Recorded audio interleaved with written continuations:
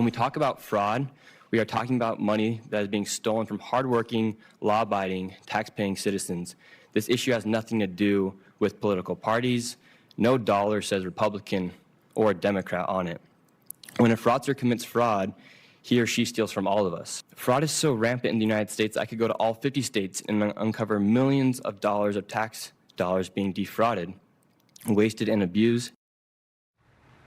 That young man and his camera responsible for what we are seeing all across the country. And I'm talking about the war on fraud, which is moving to Capitol Hill. Social media influencer and journalist Nick Shirley testified at a Senate hearing on the issue this morning. And you may remember Shirley helping to expose a handful of fraudulent operations, including the Somali daycare scandal in Minnesota.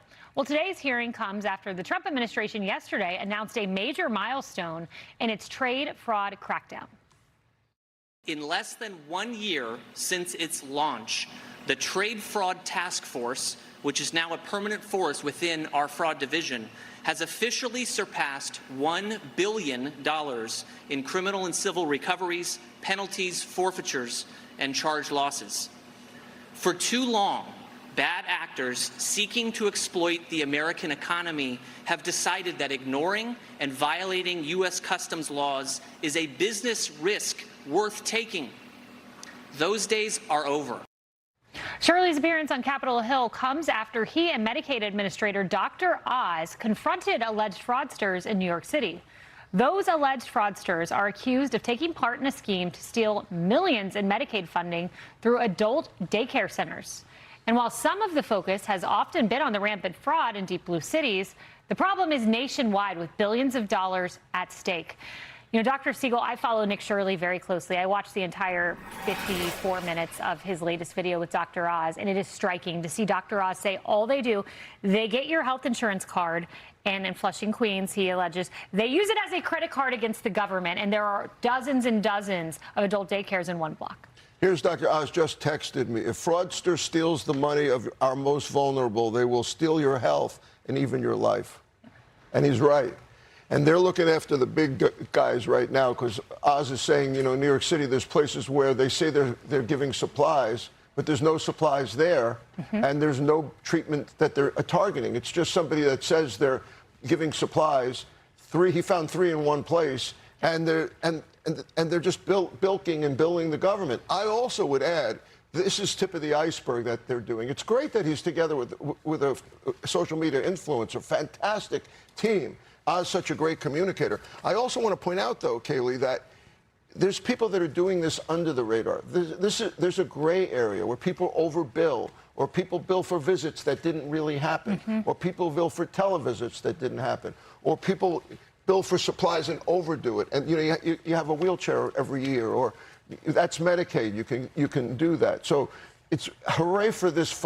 Every administration says they're going to do this. Hooray for them for really doing it. No doubt. And you're referring to the durable medical equipment they found 3 in one place.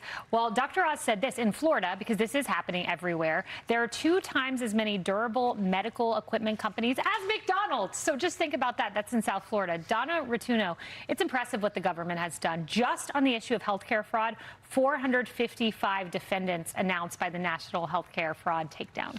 Yeah, it's amazing. And when you go to a federal courthouse, you see these cases happening all the time. They don't get the press. But to Dr. Siegel's point, you watch doctors on a regular basis being indicted for doing exactly what you're talking about, right? Patients they didn't see, they're billing them for more treatments than they should have, and they're scamming the government. And if you're talking about this in a small space, and then you magnify that all over the country, that's exactly what's happening. And this government has done a great job of cracking down on this. I think we're going to see more of it.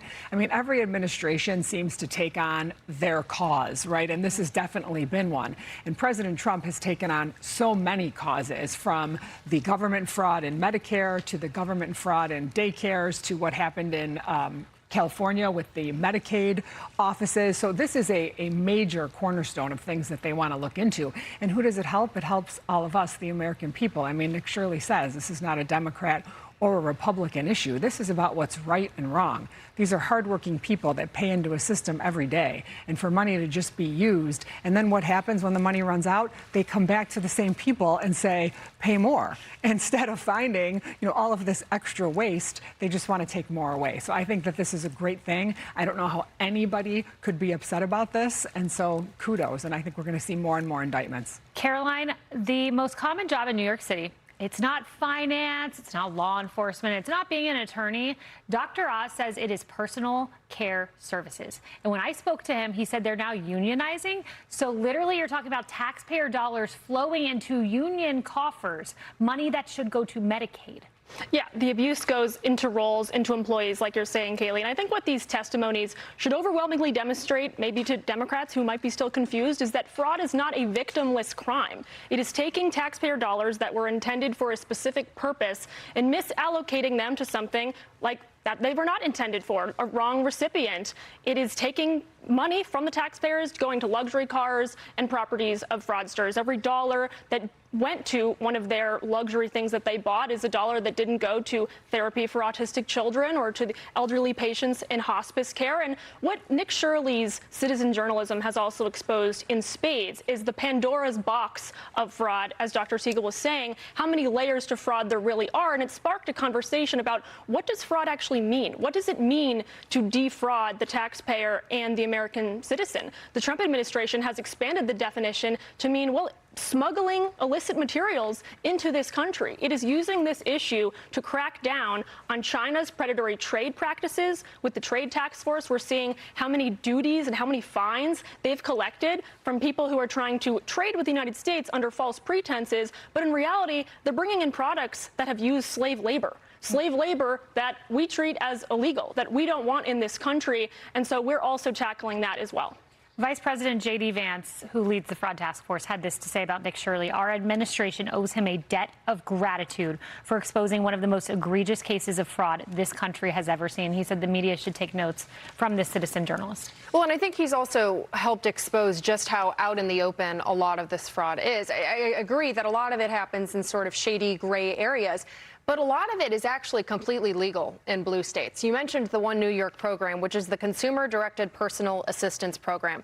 That is a federal Medicaid-funded home care program that allows eligible recipients to hire their relatives or their friends to be their personal caregivers. And New York State pays them via our tax dollars, federal tax dollars, to do that. That is now the largest source of employment in the entire state of New York.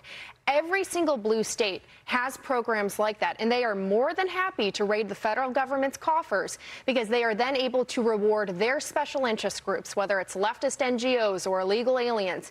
And they know that if these programs go under, they're just going to get a continued bailout. There was an HHS report in 2018 that found that New York program improperly claimed at least $74.8 million in federal Medicaid reimbursements. That's probably not even the half of it, to be completely honest. And yet, what does our government continue to do? It continues to fund these blue states. So to be honest, until we cut off the money spigot entirely, I'm worried that the fraud problem doesn't get covered. It doesn't get solved completely, because if they continue to have money, they are going to continue to spend it on improper payments like that. Yep, absolutely. That is the trend. Be sure to like and subscribe for all the Fox News latest on YouTube, and catch full shows streaming now on Fox One.